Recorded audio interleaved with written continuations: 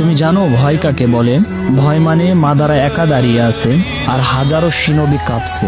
সে ছিল এমন এক মানুষ যার চেহারায় ছিল মৃত্যুর ছাপ, কিন্তু হৃদয়ে ছিল শান্তির নকশা। কিন্তু সেই শান্তি ছিল ভয়ঙ্কর।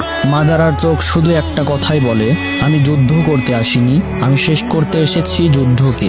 এক সময় সে বলেছিল, আমি সেই ছায়া যাকে কেউ ধরতে পারে না, কারণ আমি কখনো আলোতে দাঁড়াই না। তুমি জানো একজন মানুষ কবে হারে? যখন তার চোখে পানি আসে, কিন্তু সে তা কাউকে দেখাতে পারে না। মাদারা হেরেছিল না শক্তিতে না, সে হেরে গিয়েছিল ভালোবাসার কাছে। মাদারা শেষ নিঃশ্বাসে স্বীকার করেছিল, তোমরাই ঠিক ছিলে।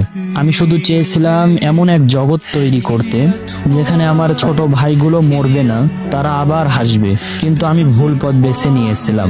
মাদারা উচিহা আমাদেরকে শিখিয়ে যায়, পৃথিবীতে সবচেয়ে বিপজ্জনক মানুষ সেই ব্যক্তি যে কাঁদে না, শুধু ভাবতে থাকে। ভিলেনদের জন্ম হয় না, তাদের তৈরি করা হয়। সবচেয়ে কঠোর চোখের পিছনেও এমন এক কষ্টদায়ক ইতিহাস থাকে যা কেউ কখনো জানেই না। সে হারেনি, সে শুধু বুঝে গিয়েছিল এই দুনিয়াকে বদলাতে হলে শান্তি না, দরকার ভালোবাসার সাহস। মাদারা উচিহা মারা যায়নি, সে রয়ে গেছে প্রতিটা সেই চোখে যা দেখে অন্যায় আর বদলাতে চায় দুনিয়াকে।